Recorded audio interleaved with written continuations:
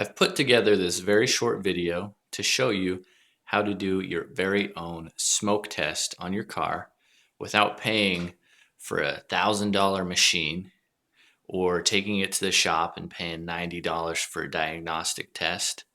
You'll be able to test for leaks in your vacuum hoses or anywhere around your engine with this very simple idea.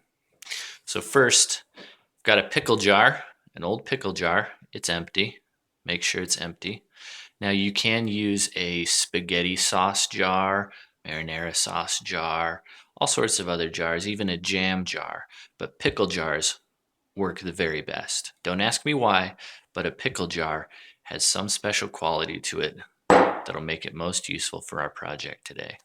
Then I've got a bike pump and I've got vacuum hose.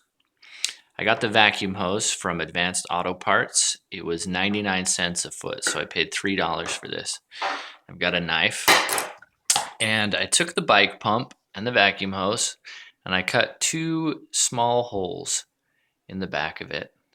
And then I put the pump and the hose, attached it to it, and what you're gonna do is you're gonna get some brown paper sack or just crinkled up paper or whatever you can find to burn, and you'll start a fire in this.